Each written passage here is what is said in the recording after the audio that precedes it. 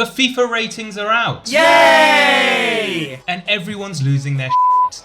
Why do people care so much about these stats? It's the only thing we have a month before the game is released. So every year people lose their minds and they read way too much into everything because that's all we have. But this year, they've gone too far and everyone has had enough. Everyone's saying, why have they done this? Why have they reduced his pace? Why have they made his rating like this? There are 3 simple reasons why EA have done what they've done. The first one is very simple. They want to cause controversy and they want to get people talking about their game. Even Romelu Lukaku's tweeting about it. Apple do the exact same thing every single time they release a new product. They have this guerrilla style secretive marketing, so it builds up a buzz and everyone's talking about the product before it's even released yet. Because quite frankly, any press, even negative press, is good press.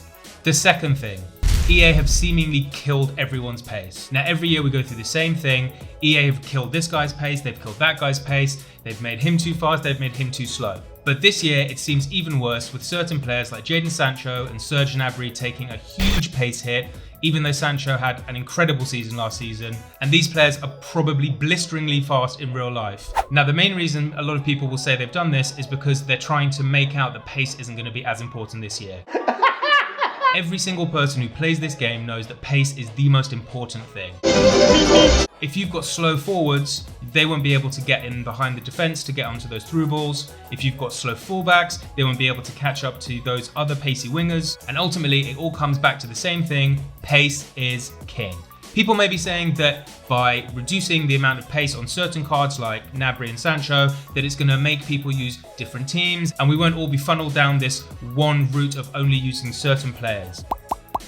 Ultimately, people are still going to use those pacey players, your Mbappes, your Lucases, your Ferland Mendy's, your Varanes at centre-backs, because they're going to be the best players, they're going to be the most overpowered players, and everybody knows that it doesn't matter if they kill off the pace of 50 cards, you're still going to have those 20 cards that are going to be the most used by everyone pretty much. Another thing people will say is that by reducing the base pace of certain cards, it's going to allow for more upgraded cards over the course of the game cycle. In FIFA 20, Kylian Mbappe had 10 cards. His base pace was 96, he then had a 90 rated card with 97 pace, a 91 rated card with 98 pace, and then 5 different special cards all with 99 pace. So by removing the base pace or even the base stats of certain cards, it's going to allow for more upgrades over the course of the year, basically giving more reason to use these special cards. Because if you've already got like a 98 or a 99 pace card, if he gets another special card, it's not really going to make much difference because he's only going to get a +1 in shooting or a +1 in passing, and you really don't care, so you're not going to go out of your way to try and get that special card. The third thing, the overall ratings. In FIFA 20, there was 194 rated player, 193 rated player, 192 rated player, 391 rated players, 490 rated players, 1389 rated players, 1988 rated players, 1787 rated players, 2286 rated players, 4285 rated players, 5184 rated players, and 8083 rated players. In FIFA 21, at the time of recording this video on Friday the 11th of September, there are no 94 rated players, 193 rated player, 192 rated player, 491 rated players, 690 rated players, 689 rated players, 1088 rated players, 2087 rated players, 1486 rated players, 3685 rated players, 2884 rated players, and 1983 rated players. Now obviously there are more 90 rated players this year than there were last year, but there are loads less lower rated cards. Now a lot of people may be saying, why does this even matter?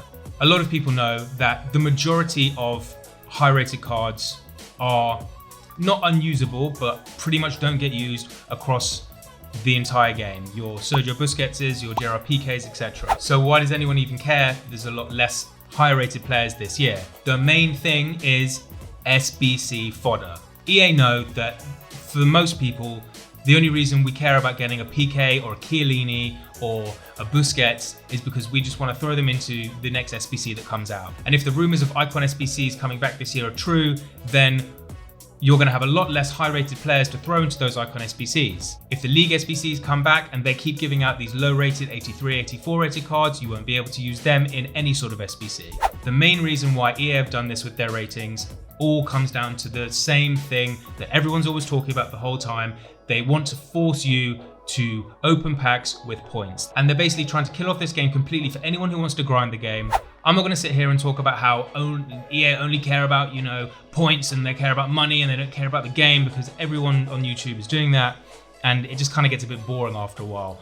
But the fact of the matter is, to me at least, it's pretty apparent that the reason why they've done this is to limit the amount of high-rated cards there are for SBCs, cause controversy about their game before it's even been out, trying to funnel you to use the small amount of meta players that are in the game, and basically waiting on any new promo that comes out, so that as soon as a new promo comes out, there'll be new cards with boosted stats. You want to get them into your teams, and the only way to do that is to open up more packs, to add more points, and the cycle repeats itself. Now, I may be wrong in all this, and this may be speculation. They may have just made a huge mistake, and they may come out next week and say, you know what, Serge Gnabry actually is going to get 89 or 90 pace. But right now, it's glaringly obvious to me that the only reason they've done this is for these main three reasons. And the main reason is because they want to force you down that route to open up packs with points.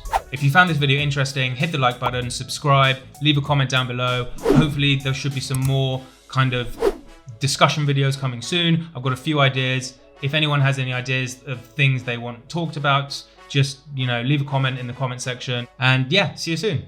Safe.